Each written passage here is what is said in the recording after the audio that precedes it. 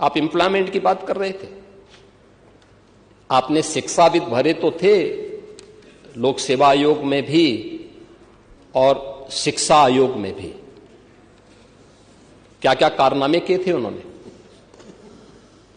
क्या क्या कारनामे किए थे। जो हाई स्कूल 3rd डिवीजन था, इंटरमीडिएट 3rd डिवीजन था, आयोग का अध्यक्ष हो गया था। जो उसका अयोग्य, जो उसके लिए एलिजिबल नहीं था, उसको आपने आयोग का अध्यक्ष बनाया था। और क्या क्या गुल खिला रहा था। यूपी के नौजवानों के साथ खिलवाड़ इस समाजवादी पार्टी से ज्यादा किसने किया है।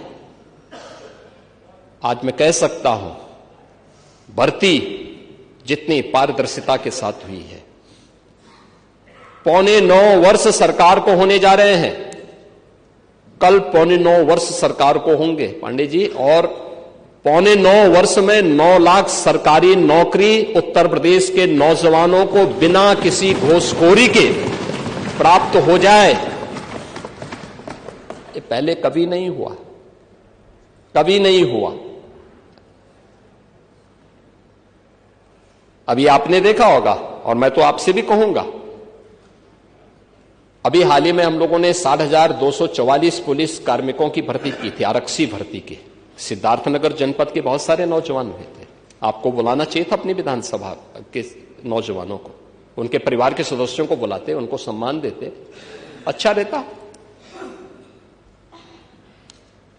क्योंकि आप उनके चुने हुए प्रतिनिधि हैं, आपको बुलाने का अधिकार है। क्या इससे पहले कभी हुआ? हम इतने बड़े पैमाने पर भर्ती इसलिए कर पाए क्योंकि हमने इसके लिए उतना इंफ्रास्ट्रक्चर दिया है। इससे पहले इंफ्रास्ट्रक्चर नहीं था। देखिए, यूपी के अंदर 17 के पहले पुलिस ट्रेनिंग के लिए हमारे पास कुल 3,000 की क्षमता थी।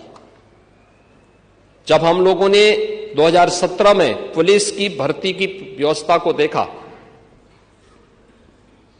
कैसे इनकी ट्रेनिंग होगी, क्योंकि भर्ती नहीं करना, इनकी ट्रेनिंग भी करना है। वर्दीधारी फोर्स के लिए महत्वपूर्ण होता है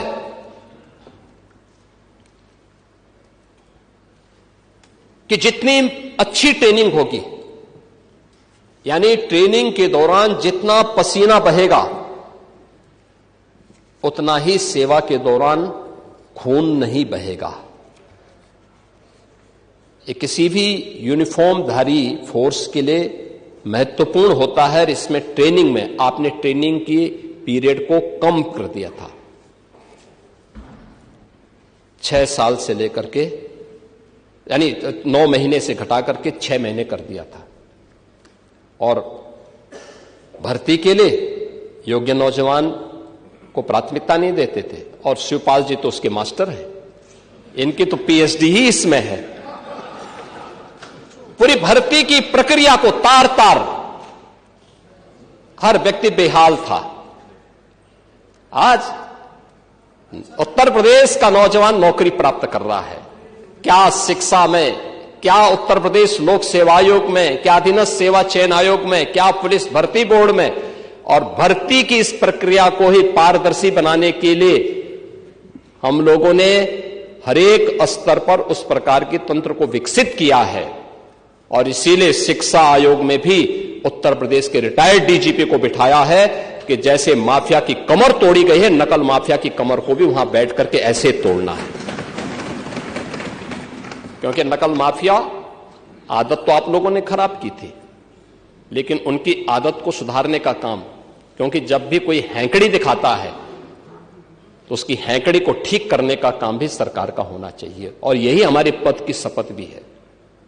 एक सज्जन को सुरक्षा, लेकिन दुर्जन को ठिकाना लगाने का काम।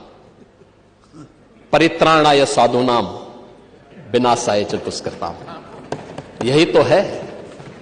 और इसी के लिए बैठे हैं, भजन करने के लिए थोड़ा बैठे हैं। भजन करना तो हमारे पास मठ पर्याप्त है, उसी में कर लेते हैं।